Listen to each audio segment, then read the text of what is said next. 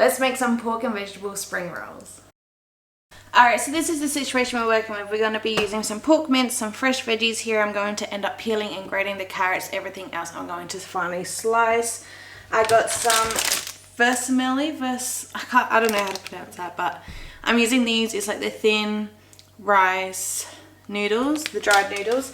So I currently got it in this bowl at the moment, soaking in just some cold water here. So that was my first step, was to get that soaking, and then I'll start prepping everything else. Spring roll pastry, this is from the freezer section. I got it all defrosted. They're still in packaging just so they don't dry out, but they are all defrosted. So for now, we'll start slicing all this stuff up and putting it in the bowl. 500 grams of pork mince, a thinly sliced small brown onion, 2 small grated carrot, a quarter of sliced red capsicum, and 2 cloves of garlic, a handful of fresh coriander with the stalks and the leaves, it doesn't really matter, 1/4 sliced cabbage. It was a small one as well, so I don't know, probably 2 cups.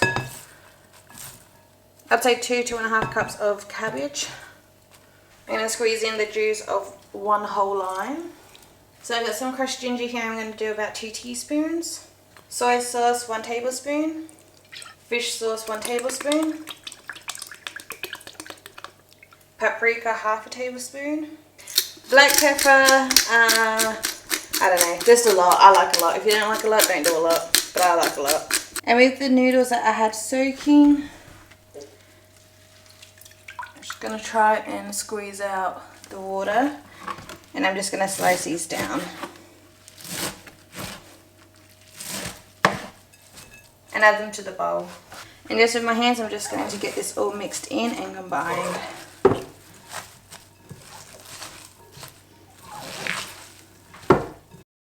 Alright, so it's now the next day.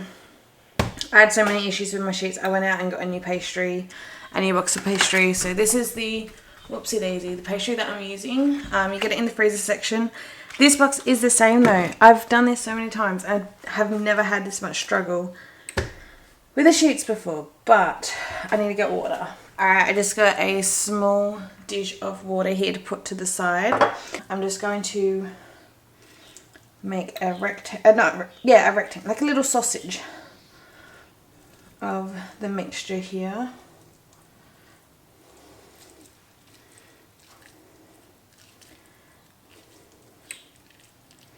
Just roughly, and I'll pop that down.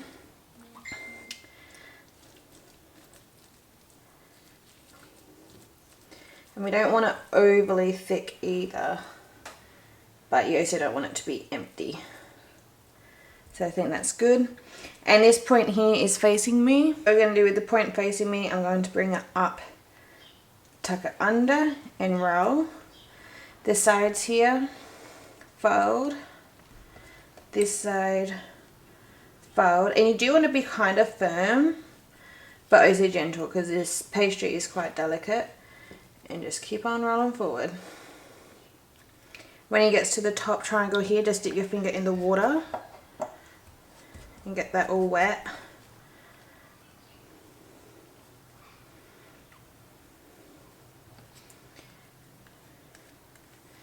And there we go. And I'll set this to a side for a couple of minutes to get this water to dry, so then the this part sticks to your spring roll and then it won't come undone in the fryer. And that's how your end should look like as well.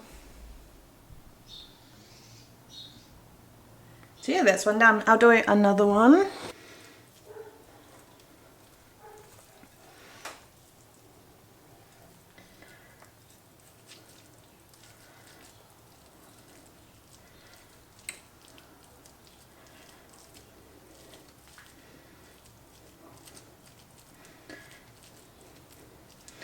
Alright, so I've got my filling. And also, as you can see, the noodles are kind of everywhere. That's okay because they're very flexible. So here, roll it once, side,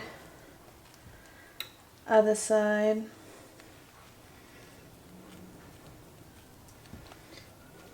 and then water. So very simple, kind of fiddly, but once you get the hang of it, it's easy. Easy peasy. The worst thing is separating the sheets from frozen.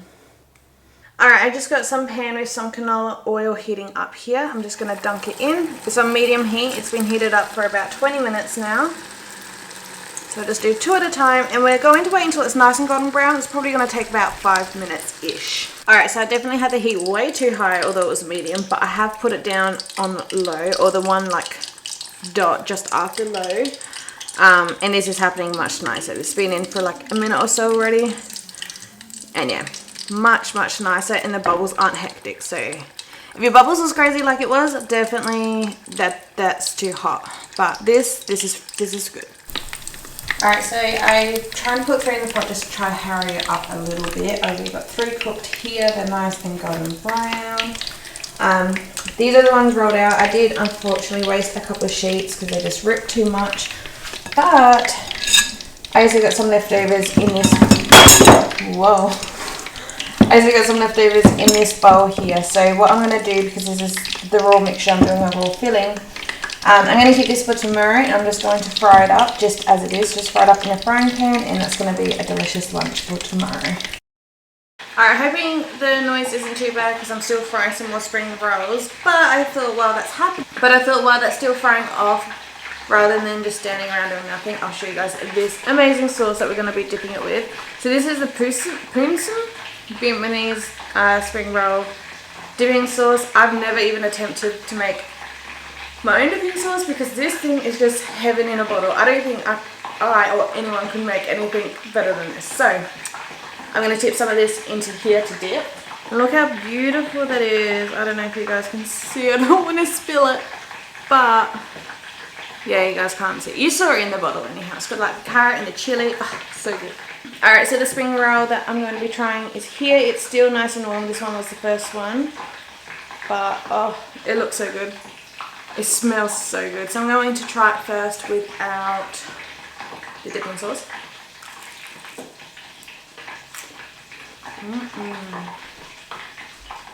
That's so good.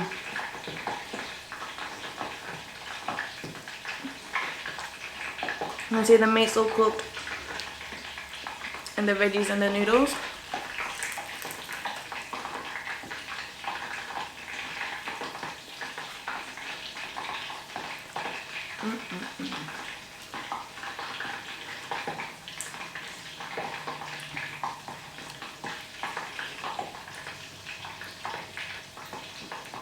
I love this sauce.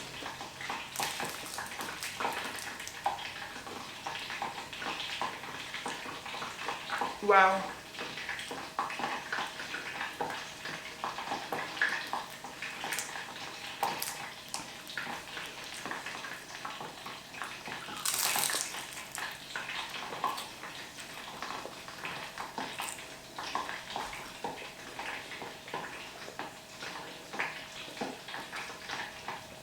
I love as well, after every bite there's a different little speck of colour.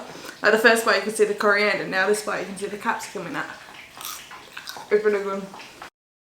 And there's one thing as well with doing it with a raw filling rather than a cooked filling, is that the filling is so much more compacted, so when you bite into it, no crumbs. It's so much less messy, so that's really cool. But I think rolling it with a cooked filling is a little bit slightly easier, but I'm going to keep doing it both ways, especially if I'm going to freeze it. I think I will do it with the raw filling, but if I'm going to cook, like tonight I'm just cooking a batch just to eat for tea for tonight, I reckon I'll probably do the cooked filling.